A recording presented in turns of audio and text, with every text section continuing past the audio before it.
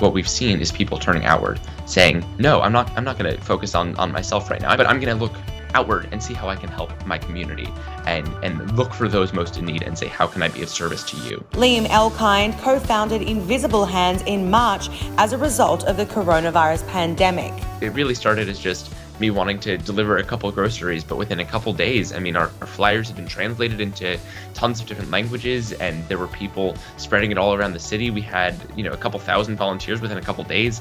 Now we're up to about 12,000 volunteers throughout the city. Essentially what we are is just a group of young people and not so young people, just of grassroots organizers and committed volunteers who deliver groceries, prescriptions, and other necessities to those who are most at risk during this pandemic. So the elderly, the immunocompromised, the disabled, the sick, anybody who's homebound and really shouldn't be leaving the home.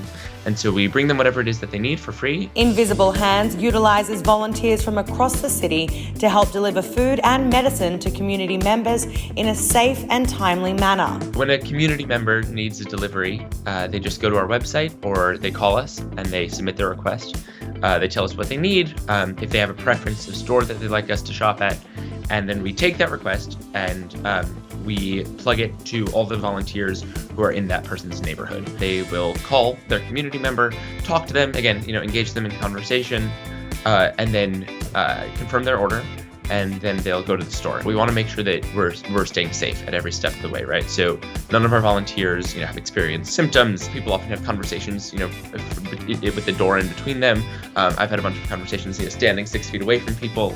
And then so you just drop off the groceries. If you need to be reimbursed, you're reimbursed. Liam says Invisible Hands helps community members maintain social contact with others through these difficult times. We also make sure to engage them in conversation. These are really socially isolating times for a lot of people. There's never any contact between the two people. But that being said, there is a lot of social engagement. I've made a ton of friends by doing this. It's been really nice to see a community kind of come together and make new friends who I haven't even seen up close, more than 6 feet. Invisible Hands is coming up with a plan to expand beyond New York City. This is not a New York pandemic. This is a global pandemic.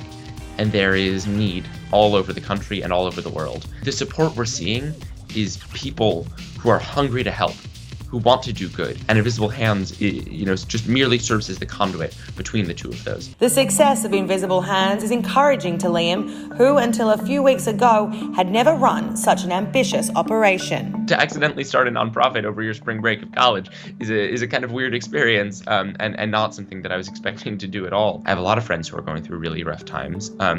And honestly, if anything, this provides a way to keep people busy and keep people feeling motivated and like they're doing something good in this world that can feel so bad all of the time. At the same time, it's incredibly invigorating because despite the 2 or 3 hours of sleep that I'm getting a night, it is so rewarding. It's been such a learning experience for me personally, but also so rewarding to see how much goodness there is in the world. What we've seen is people turning outward, saying, no, I'm not going to focus on myself right now, but I'm going to look outward and see how I can help my community and look for those most in need and say, how can I be of service to you? What an incredible organization. And if you would like to donate your time or your money to Invisible Hands, we're going to be leaving that link in the comments below.